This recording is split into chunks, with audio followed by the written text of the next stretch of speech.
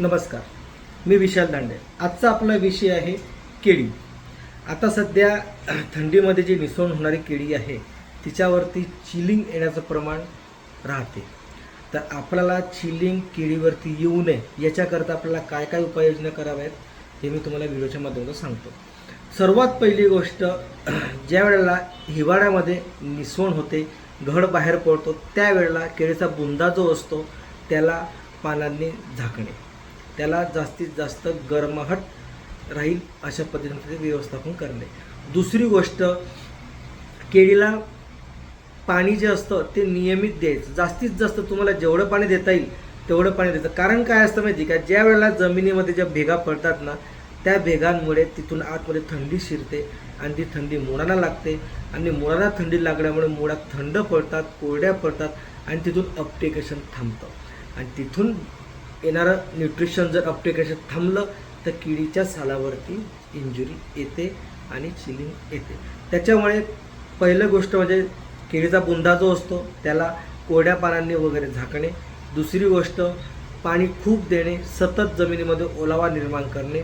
तिसरी गोष्ट आपल्याला करायची आहे, घराला जर तुम्हाला जर स्कर्टिंग बॅगने जर झाकता येत असेल, पिशव्या लावता असेल तर पिशव्यांनी लावावे. चौथी गोष्ट, आपल्याला ड्रिपच्या माध्यमातून आपल्याला कंटिन्युअसली दर 8 ते 10 दिवसांनी ॲप्लिकेशन द्यायचं आहे, जेणेकरून तुमच्या मुळा जे असतील ते गरम राहतील आणि न्यूट्रिशन अपटेक्शन कंटिन्यू राहील. त्याच्याकरता एक सर्वात महत्त्वाचं एक प्रॉडक्ट म्हणजे ट्रेनर. हे काय करतं, हे तुम्हाला ट्रेसमधून दूर करण्याचं काम करतं.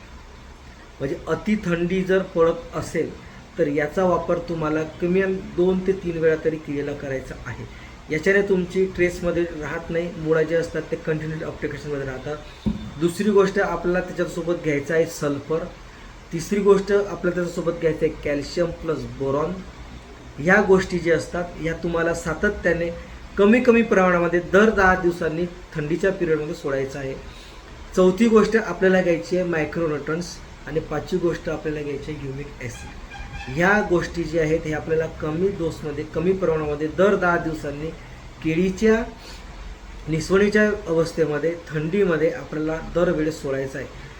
केळीची चिलिंग हे आपण जी म्हणतो ती कशा प्रकारे असते, जर तुम्ही केळीला जर कधी वरतून जर साल काढलं तर एक वरचं रॅपर निघतं आणि आतमध्ये एक लायनिंगमध्ये जे असतात ते असतं, तिथे असतात आपल्या पेशी.